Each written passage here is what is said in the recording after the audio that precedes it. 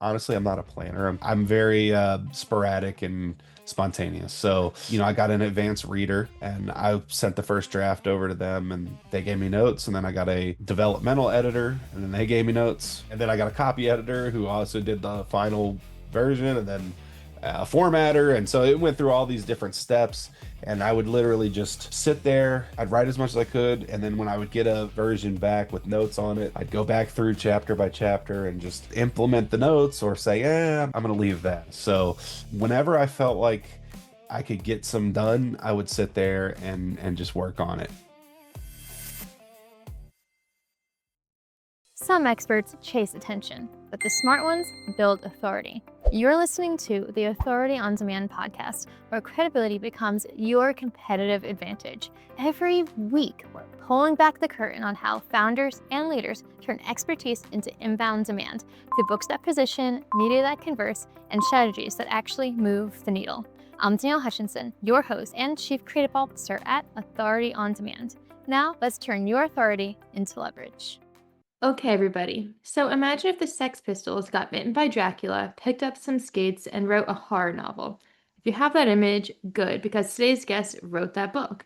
On today's episode of Authors on Mission, the show combines the blood-pumping adrenaline of your favorite mosh pit with the devious brains of the world's twistiest storytellers. On today's episode, we're going to be chatting with the author, Steven Boehm, the author of Invasion of Punk Rockers Who Drink Blood, a very unique, rebellious take on, I guess you could say, thrillers and punk rock. Yeah. Without further ado, Steve, welcome to the podcast. Oh, thank you very much for having me. Hey, real quick before we jump back in, if you're loving what we're doing here, hit that subscribe button and drop us a like. We're bringing you the best authors, the most real conversations, and all the writing wisdom that you didn't know you needed. So stick around because it only gets better from here. All right, now let's get back to the conversation. I'm really looking forward to this one. You have a very unique personality and experiences, so I think we're going to have fun here. Before we dive into the book, we just have to know about your background. I mean, you're a veteran, a musician, an educator, a writer. How have all these paths shaped your creative voice? Well, I mean, I always knew that I was going to be some sort of entertainer. I feel like I was destined, like it was a King Arthur pulling the sword from the stone kind of situation. I didn't know exactly where I was going to go with it, but throughout my life, I was just, my mom would call me everybody's advocate because I'd get in trouble sticking up for people, and that's just where like punk rock kind of fell into it. Like that's kind of the essence of punk rock is just standing up for the little guy and everybody's equal kind of thing. So a lot of my friends were their brothers and sisters who are a little older than us were into it. So I just kind of fell into that and we created our own family and community. And that shaped me as a creator probably more than anything. And then, the military thing, it is interesting because it does kind of like go complete polar opposite end of the spectrum for punk rock. Um, but it was like a very like rash, unthought decision to join the military. My best friend at the time, he was like, "I'm joining the Marines," and I'm like, "Me too." And then the Marines wouldn't take me because I had too many tattoos, so we went to the Air Force, and they wouldn't take me because I had too many tattoos. And then the Coast Guard, they just were never open, and then the Army was like, "Come on in, come on in." Um, and honestly, like it sounds crazy, but going through that situation in the military, it really changed my like thought on what the military was. I think I was like, my only thoughts on it were just from either like media I'd consumed and, bands, lyrics and books. And I just had this perception, like one big thing was like The Long Walk, Stephen King. That's a Love post-apocalyptic that. Yeah. military, and I'm thinking that that's what it's going to be about. That was the first Stephen King novel I read. And I'm just like, okay. Um, but it wasn't like that. It's like everybody there is just trying to get health insurance and pay for school, and it just really was like such a great experience. And it that shaped me by knowing that it's hard to structure an opinion without having the experience. So now before I try to form an opinion, I really try to get the experience, good or bad, but that those definitely shaped me, you know, in my creative journey big time. As an educator, I'm more open to other people's creative processes. As a musician, everybody has like an ego. So it's like, no, my way is the best way. But teaching people how to do it is really like broke me of that. So that every single step has changed me as a creator. Yeah, I mean, it clearly has. I love that whole background you just did. That's it. I mean, the army stuff, you made me laugh because I love the long walk. I really am glad that the army's not really like that book. Um, and no, I also think what struck me is that there's this one line you said, like I was right. Your perspective on the military was shaped by what you saw in the media and books and song lyrics, which is interesting Right. because I feel like most people would just leave it at like media and books, but then you throw in song lyrics, which just goes to show how much punk rock and that background also just like shaped your life too. Oh, Um, sure. so Bands like Anti-Flag and like all these other, bands I listened to growing up as like a teenager, especially.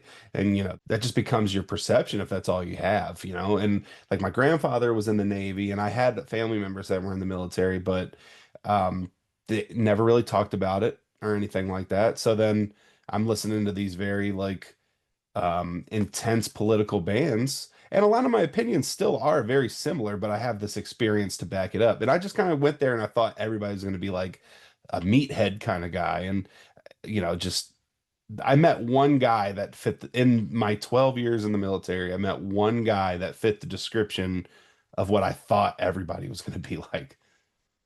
understood, right? And I guess that also kind of shapes your writing as well and your creative work. So I'm kind of transitioning into the book itself. I'm curious to know how much that punk rock background weaved itself into the book. I mean, clearly by the title we know it's a lot, but Yeah, uh, for sure. I mean, the book was written off a lot of my just like experiences. Everybody in the book is kind of loosely based off of somebody I met in real life.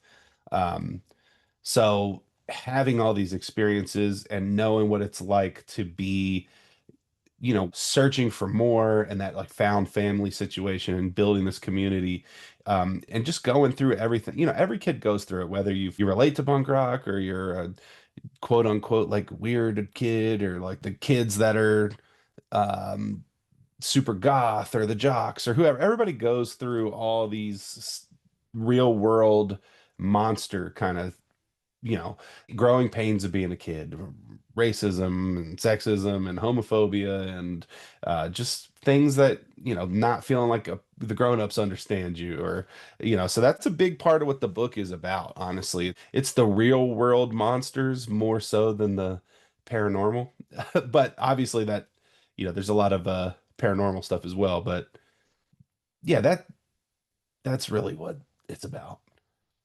understood. Well, that's a great like lead into the book itself and and what we can be expecting of it. So yeah, I mean, that being said, let's see, what can we say about it? It's about a fictional a town, I guess you could say, a Bible Belt town called Ashwood. So I'm Yes. curious to know how you created that environment. Was that also drawn just from your, punk rock background, or maybe other fictional works, or pure of imagination? Well, I was a touring musician forever, and Kentucky actually has some of the like best punk rock towns.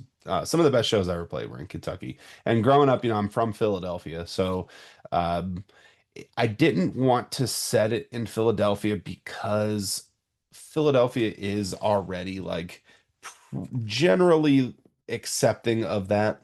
There was a great punk rock scene in Philly, and I thought that just the small town. We moved to Tennessee, so we live in Tennessee, very small town. There's 1,200 people in our town, and I know if I was walking around with a pink mohawk here, I'd get a couple looks. So that was more like the experience of moving here from a big city. And actually everywhere in the book that I touch on, I do touch on like Texas and a couple other places we've lived in for a period of time. um, so I drew on experience of being in these places and then created this fictional town.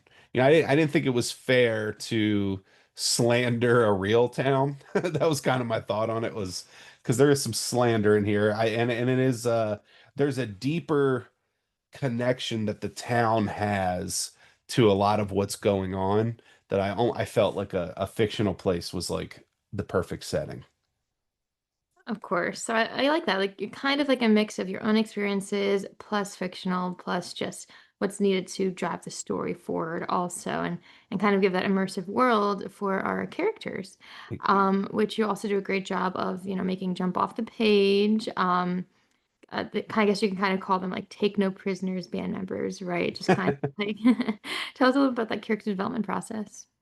Yeah, again, so a lot of the characters in the book were based off of people that I met. So it wasn't too hard to just like take these people and create their like fictional avatars. But the book itself, like developing it, again, being a teenager, super into punk rock. I'm not sure if you're familiar with them, but the tri-state, like New York, Jersey, and Philly, there was like a movie company called Troma. They did stuff like The Toxic Avenger and like just these really crass, just not like great B horror movies. So that was like a big part in the original development of this because I kind of came up with that concept 20 years ago when I met Lloyd Kaufman, who was the runner of Troma. And I asked him what it would take for him to make my movie script into a movie.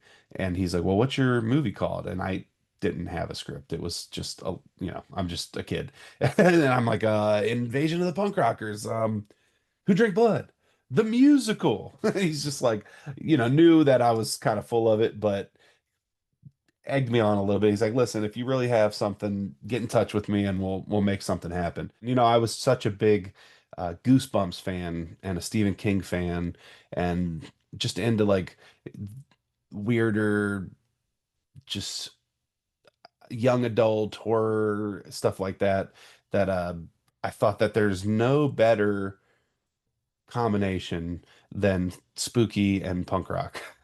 So, I went home and I'm typing for this horrible movie script and it was just really just kind of basically a mockery or just like a bad version of a worse version of all their movies. And it with punk rock weaved into it in the most generic way possible. And it just never really panned out. But I loved the title, and throughout years I would just kind of come back and rework it. And literally the only thing that stayed the same from that original concept is the title. But I met more people along the way. I met more people through the travels, through touring, through the military, and I just kind of sat with the title and with all these people and just started throwing them together into this insane book. Right. No, I agree. And I think that it really does appeal to a lot of people. I mean, there's, like you said, a whole community of punk rock, lovers who would totally feed into this. And I'm sure that's kind of their feedback you've gotten from having this out now. Would you agree there's been kind of like a positive like appeal now that the book's out in the world? Oh yeah, yeah. I mean the feedback has been insane. When it first came out, it hit like every top 10 like young adult monster genre list. And then it hit top 100 on just like young adult thrillers on Amazon and just a whole bunch of it was doing really well. And just recently, a friend of mine, his daughter read the book who was never really into music, and he was telling me how now she's interested in punk rock and asking about CDs, and she said it was the first time she ever cried reading a book and just like really flattering things that just I never thought that being an author would give me the same feeling that being a musician, performing on stage does, but hearing those kind of things that, my work has like affected someone so deeply is still very like honestly it's the same exact feeling. Yeah, I mean, I can only imagine how that feels, like it's really the most important part of writing is hearing that feedback and how it's resonating with the audience that it finally gets to after all of that hard work of writing. But speaking of that hard work of writing, maybe we should transition into the writing process itself. What was that like for you? Did you have to do a lot of research on like vampires and the punk rock world, or was it kind of just from no knowledge? So I didn't do a ton of research because I didn't want to like be influenced too much. I do feel like that's like we just subconsciously take in information and regurgitate it in our own way and don't even realize it, especially you notice that a lot in music where maybe you heard something, you heard like a chord progression, and then 2 years later you're playing it and you're like, oh, this is amazing. And it's like, oh wait, no, I completely ripped this off. So, and I'm a big nerd and I love, consuming all types of media from music to comics to movies, books, all that. So I just know how easy it is to do that like subconscious regurgitation, which again, I'm not saying stealing things. I'm just saying just you're not even thinking about it. It's just in you. So I didn't do a ton of research. I wanted to have something that I felt was at least original, to me. And everybody who's read it has said it's like the most original vampire novel they've ever read. So I think I did it. Now, what I did though is there's some characters like more ancient characters, and I was like not sure what to name them. So I looked up like vampire in every language, and I just kind of used like the different languages for the word vampire for some of these character names. Um, that was about as much of a research that I did for this thing. And my writing process was so sporadic because, we have two kids. My wife she's also an author and she's does a podcast, runs a business, and has a full-time job. So we both have so much going on that my only time to really write was between like midnight and 4 a.m. So it's just that that was my work time. Right. Well, I mean, I love that it's mainly from just like your own interpretations and inspiration. And I can only imagine how like, much fun it was to write it, being that you're so passionate about it and it's exactly what you're you're into and you're interpreting your own way. So it's really awesome that you did that. Even though you didn't have a lot of time to write it. So how did you fit all of this in your busy schedule? Did you have like a certain plan that you made sure that, you wrote like a certain amount of words per day, or like how did that work for you? I mean, I'm honestly, I'm not a planner. I'm kind of a fly, kind of like how I joined the military. It's like I'm very sporadic and spontaneous. So whenever I felt like I could get some done, I would sit there and just work on it. And then I got an advanced reader and I sent the first draft over to them and they gave me notes. And then I got a developmental editor and then they gave me notes. And then I got a copy editor who also did the final version, and then a formatter. And so it went through all these different steps. And I would literally just um, sit there. I'd write as much as I could. And then when I would get a version back with notes on it, I'd go back through chapter by chapter and just, implement the notes or say, I'm going to leave that. Or, you know, there was just absolutely no plan. I knew nothing about doing a book. This is my first book. I knew nothing about it. I just kind of went on. I don't know if you're familiar with Readsy. Um, it's like kind of just like a how to do a book website. So I went on there and I just looked up all the steps to do and kind of just followed those steps and did it whenever I could, whenever the kids were asleep. That was really it. That was the only plan.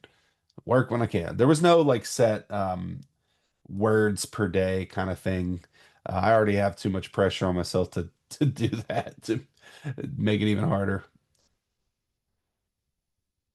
Of course. Well, I mean, it's a challenge.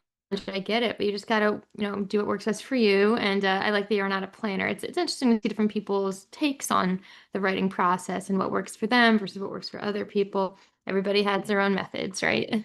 Exactly. Yeah. I've never been a person who can like stick to, I'm pretty sure I have like severe ADHD, but I've never been a person who could just stick to like a plan and get it done. I work so much better, even with these podcasts. Like if it's kind of off the cuff and rehearsed, unrehearsed, it's so much better for me. Like, um, so yeah, it's way easier for me. But I'm also not a trained writer. I know a lot of people who are probably like listening to this losing their mind.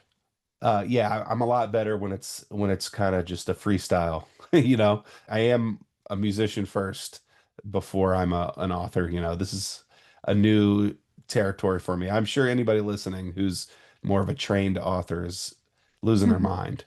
But I got my master's in music and not in writing. Understood. Well, again, it's what works for you. You find your strengths, you find what works, and I mean, clearly you were able to get this book out, had great reviews, and there you go. But now that you have the process figured out and that one book's out there, I'm curious to know if you have any other books in mind. Is this going to be a series? Do we have anything to look forward to coming from you in the future? Yes, for sure. So this is actually going to be, I mean, I have probably like 12 in this series planned out, um, between like seven direct sequels, and then I have a couple prequels and spinoffs already kind of mapped out. I have like this written out timeline of how I want to do it and how I want to release them when the spinoffs are coming out. Like I'm next year, my publicist has me getting ready to by November to drop the sequel to this. And then so I am trying. I'm gonna try to meet that deadline. But again, sometimes deadlines are tough. Um, and then after I do the sequel to it, then I was gonna drop the first spinoff. Right. And then I have other things that I have a graphic novel that I kind of started working on at the same time that I wanted to put out, and a couple other things that I started writing when I was younger that I just kind of want to finish and see through to see if the reaction's the same or you know, any if there's any merit to those projects. But yeah, I'm going full force with this thing now. I guess switching careers. All right, I like that. And that's very exciting to hear. So if people do want to kind of get in touch with you and say, get connected, be on the lookout for that November release, then where's the best place for them to go? I mean, the best place to get me is at letsgoguy.com. That's my personal website. And it has just a little bit, of information about me on from every kind of facet. It's kind of like the central hub for me. Um, Or you can get me on any social media, Steve Skax, SXAKS, on anything. And that's the best way to find me is just those two.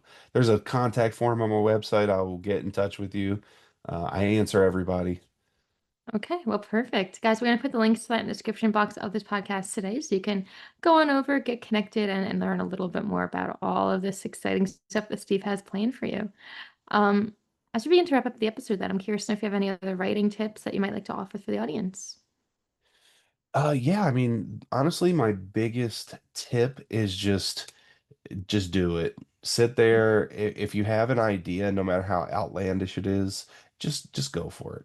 There's what's really holding you back besides the fear of rejection, I guess, kind of get that out of your head and just and put it on paper. And when you're ready, get a friend of yours to be your advanced reader. And if they tell you, hey, this thing's awesome, go to the next step. But what does it hurt? All it is a couple hours of grueling labor. But do it. Just go for it. Just go for it. I love that. I mean, that's all you can do, right? Just put one step in front of the other, get started, make it happen. Otherwise, you never know what is going to come.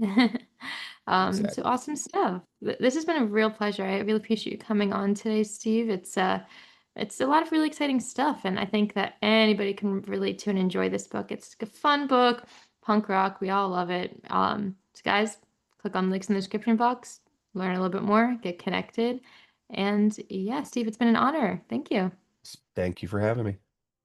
Of course. And everybody else, remember, I mean, if you have your own idea, if this episode sparked inspiration for your own author journey, then head to authorsonmission.com. We can help you with ghostwriting, editing, marketing, everything in between. And in the meantime, just keep writing, keep leading, and keep inspiring. We'll see you next time on the Authors on Mission podcast.